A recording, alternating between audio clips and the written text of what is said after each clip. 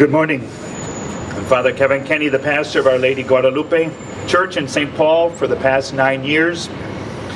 And since 1983, I have worked on and off with immigrant communities, both here in the Twin Cities and in the Chicago area. Realizing that I am the great-great-grandson of Irish immigrants who came to this country seeking a better life and religious freedom, whether documented or undocumented, I thank them for this opportunity to stand for my immigrant brothers and sisters who 5 generations later come seeking a better life. Many families come to Minnesota because of the type of work of opportunities that we have, and have settled in our cities and towns because of the safe climate of living we sustain. Over the past years, more families have been torn apart by this broken immigration system, as fathers, brothers, mothers, and children are being deported back to their countries for as little as a broken taillight on their car. Thinking back to a recent visit to the Immigration Holding Center in Bloomington, I can still hear the cry of a mother whose 18-year-old son was deported that morning, knowing that her son did not speak Spanish because he had been brought to the United States as an infant and now was being sent to a border town as a lamb among wolves.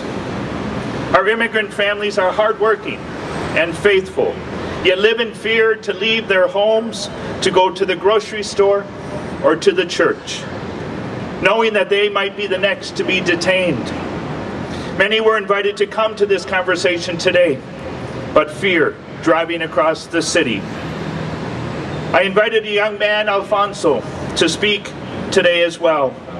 But today is the day, unfortunately, that he is returning to Mexico on a voluntary deportation due to a charge to which he was falsely accused.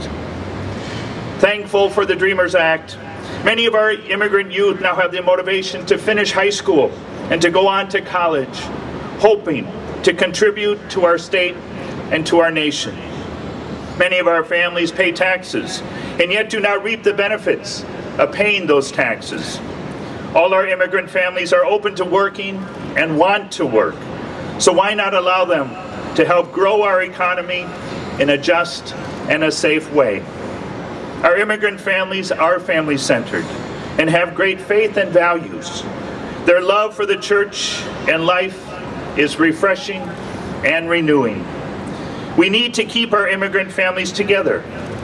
Immigrants continue to grow our nation as it has from the beginning. Many, yet one. And truly it is, in God we trust.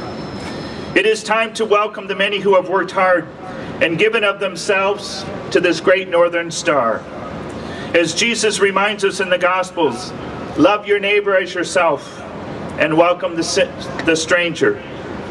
This is why we need to pass immigration reform legislation that respects basic human dignity.